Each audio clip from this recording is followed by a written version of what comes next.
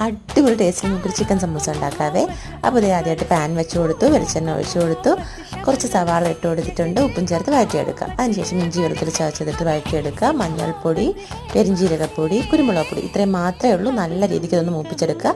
നമ്മൾ ഉപ്പും കുരുമുളക് പൊടിയും മഞ്ഞൾപ്പൊടിയും ചേർത്ത് വേവിച്ച് ക്രഷ് ചെയ്ത ചിക്കൻ ഇട്ട് കൊടുക്കുകയാണ്. അതും മിക്സാക്കി എടുത്തിട്ട് ലാസ്റ്റ് കുറച്ച് ഗരം മസാല, കുറച്ച് മല്ലിയില ഇത്രയും കൂടി ഇട്ടാലും മസാല റെഡിയാണ് കേട്ടോ. പിന്നെ ഇതേ ഞാൻ സമൂസ ലീഫ് ജസ്റ്റ് ഒന്നിങ്ങനെ ചൂടാക്കി എടുക്കുന്നുണ്ട്.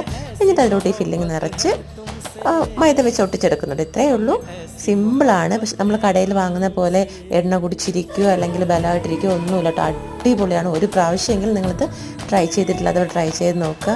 അത്ര ടേസ്റ്റാണ് കേട്ടോ ഇങ്ങനെ പറയുന്നത്. പിന്നെ ബാക്കി വരുന്നുണ്ടല്ലോ, ഇതുപോലെ ഒരു കണ്ടെയ്നറിലെടുത്തിട്ട് ആദ്യം ടിഷ്യൂ വെച്ച് കൊടുത്ത് ബാക്കി വരുന്ന സമൂസ വെച്ച് മീതയും ടിഷ്യൂ വെച്ചിട്ട് ഫ്രീസറിൽ വെച്ചാൽ നന്നായിട്ടിരിക്കും കേട്ടോ. പിന്നെ ഇതേ വേറൊന്നുമില്ല, പാനിൽ വെളിച്ചെണ്ണ ഒഴിച്ച് ചൂടായ ശേഷം സമൂസ ഇട്ട് കൊടുത്ത് പെട്ടെന്ന് തന്നെ ഇത് കുക്കായി കിട്ടും.